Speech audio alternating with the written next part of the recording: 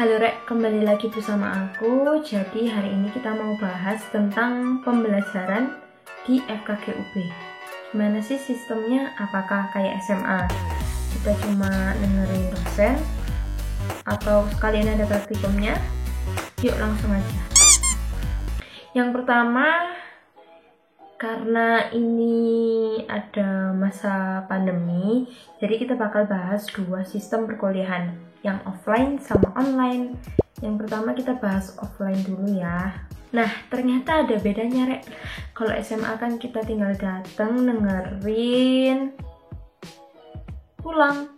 Nah, kalau di FKG UB ini ada 5 metode pembelajaran. Apa aja ya? Ada PBL, CPL, kuliah, praktikum, skill lab.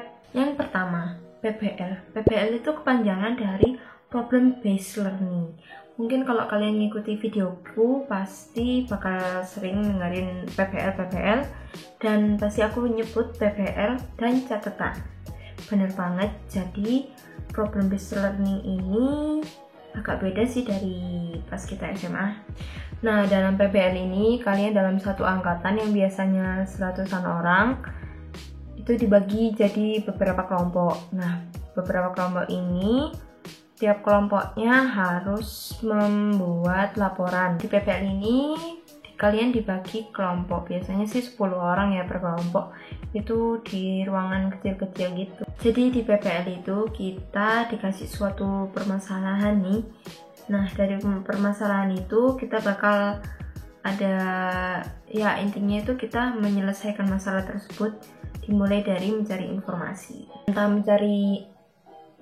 mencari informasi sendiri, entah dari jurnal, buku, textbook, atau catatan kakak kelas. Setiap PBL ada 2 kali diskusi. DK1 itu kayak masih bahas-bahas awal, jadi kayak pertanyaan-pertanyaan, terus nanti ada DK2 itu kita pembahasan. Sebelum DK2 kita bikin logbook. Diskusi pertama itu kalian tutup buku, kecuali di awal-awal itu kalian bawa buku Dorlan yang pernah aku review sebelumnya, video ini, yang buku merah itu. Jadi buku Dorlan itu cuma buat nyari arti dari istilah yang sulit. Habis mencari istilah, kalian tutup bukunya, terus kalian seperti brainstorming, memberi pertanyaan, dan kalian bisa memberikan jawaban tapi tanpa melihat sumber buku atau tekstur atau yang lainnya. Jadi benar-benar pengetahuannya itu dari prior knowledge atau pengetahuan masa SMA atau blog sebelumnya. Jadi kamu wajib berpendapat dari prior knowledge-mu itu alias saingetmu. Nah, di akhir diskusi alias perdebatan itu kalian disuruh nulis learning issue. Buat apa sih learning issue? Jadi learning issue itu semacam judul materi yang harus kalian cari untuk dijadikan logbook di diskusi yang kedua. Kan tadi aku udah bilang ada diskusi pertama dan kedua. Nah, jeda antara diskusi pertama dan kedua itu ada setengahnya 2 atau 3 hari, tergantung kalian blog berapa. Logbook itu semacam catatan yang isinya tentang materi. Simpelnya rangkuman lah. Nah, logbook ini bahasa gampangannya itu catatan, tapi dinilai oleh dokter atau fasil. Nah, di diskusi kedua itu sebelum kalian membahas apa yang telah kalian cari di logbook itu, ada pretestnya, biasanya 10 soal. Dan soalnya itu materinya ya yang logbook yang kalian cari itu. Habisnya pretest itu kalian bakal bahas logbook.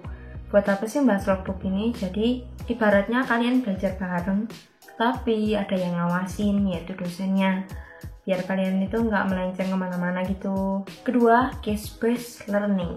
Hampir mirip sih sama PBL yang tadi, problem based learning. Kalau CPL ini case based learning. Jadi bedanya apa sih? Kalau CPL itu tingkatannya lebih tinggi daripada PBL. Bedanya PBL dan CPL itu, kalau PBL kan kayak masih bahas materi. Nah, kalau CPL ini kalian ada beberapa soal yang harus kalian jawab. Nah, soal itu harus kalian cari jawabannya sebelum CPL dimulai. Kadang soal-soal CPL itu dibagi beberapa hari sebelumnya. Di CPL ini kalian nggak bikin logbook, tapi harus bikin PPT tentang jawaban yang telah kalian sepakati di grup PPL atau CPL ini. Nantinya PPT-nya harus kalian presentasiin di depan dosen pakarnya. Ketiga, kuliah atau lecture. Ada 3 tipe nih. Pertama mini lecture, kedua kuliah penguatan, yang ketiga kuliah pakar. Untuk yang pertama, mini lecture, kuliah kelas besar, satu angkatan, 100 orang. Mini lecture ini materinya yang nggak ada di PPL. Kalau yang ada di PPL itu namanya yang kedua tadi, kuliah penguatan. Kuliah penguatan ini buat menguatkan atau verifikasi lah ya untuk apa yang telah kalian bahas di PPL.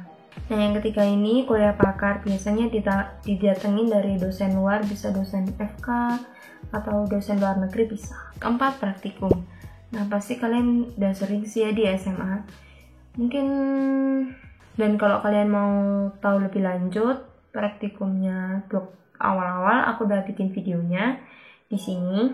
Aku cerita sedikit ya, kalau blok awal itu kebanyakan sih masih praktikumnya kedokteran ya, kayak anatomi, pegang kadaver, terus histologi, gitu. Kelima, alias terakhir, skill lab. Nah, ini juga ada videonya, aku pernah buat di sini. Mungkin ini yang agak beda dari fakultas lain ya. Kalau fakultas lain mungkin cuma kuliah, tapi di sini ada skill lab. Ibaratnya kayak anak SMK gitu ya, praktek. Di setiap skill lab ini kalian ada beberapa seperti.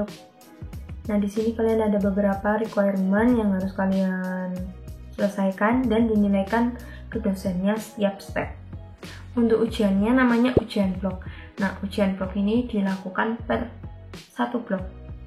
Nah, 1 semester ada 2 blok, maka dalam 6 bulan ada 2 kali ujian. 1 kali ujian ada 150 soal. Tapi tenang aja, ada remedinya.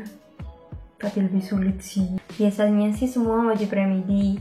Tapi hati-hati karena bobot ujian blok ini 70% kalau nggak salah, alias gede banget.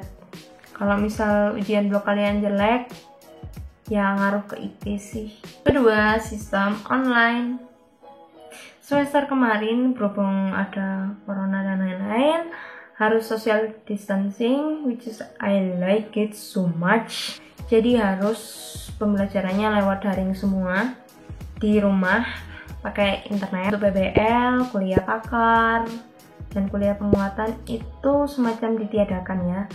Jadi diringkesin banget jadi mini lecture dan CPS aja.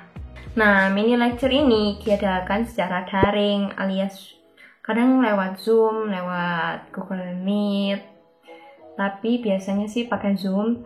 Ya, aku tahu Zoom itu nyedot data lebih banyak daripada Google Meet. Ya, gimana lagi? Untuk praktikumnya yang agak menyesakkan dada, karena 1 kali jadwal praktikum itu 4 jam. Dalam 4 jam ada 2 tugas. Per tugas itu 2 jam. 2 jam awal dan 2 jam akhir. Dan itu 2 tugas ini harus diselesaikan pada saat itu juga, dalam 2 jam itu. Dan dikirim ke Google Classroom. Untuk ujiannya tetap 1 kali, tapi diganti namanya jadi kuis, tapi sama aja sih. Nah, bedanya kalau ujian biasanya itu 150 soal bisa 2 jam kalau nggak salah. Nah, kalau daring ini 50 soal dalam 30 menit. Selain pembelajaran di atas, ada namanya semester pendek atau kadang disebutnya semester antara, singkatannya SP atau SA. Sama aja. Nggak wajib kalau nilai kalian itu lulus. Untuk nilai blok itu minimalnya C, untuk nilai skill lab minimal B+. Wow, Nah, biaya untuk SP nilai blok itu kalau tahun ini ya 100.000, kalau biaya untuk SP SL 150.000. Aku juga bingung sih itu, padahal SL itu cuma 1 SKS dan blok itu ada 7 SKS, tapi lebih mahal SL. Kadang itu ada yang nilainya udah C+, tapi ya mungkin tak sultan atau pengen memperbaiki nilai jadi B, A, dan kemungkinan besarnya sih ikut SP karena nilai blok itu ada 7 SKS dan itu kalau jelek besar pengaruhnya terhadap IP. Jadi semester antara ini atau semester pendek ini nggak wajib, kecuali kalau kalian mau nilainya bagus. Ya begitulah. Tapi kalau kalian ikutan SP pun belum tentu nilai kalian otomatis naik. Itu tergantung ujiannya SP juga. Jadi ini terserah kalian. Sekian aja videonya. Jadi kalau kalian masih ada pertanyaan, masih bingung, bisa komentar di kolom bawah. Oke? Terima kasih, matur nuwun.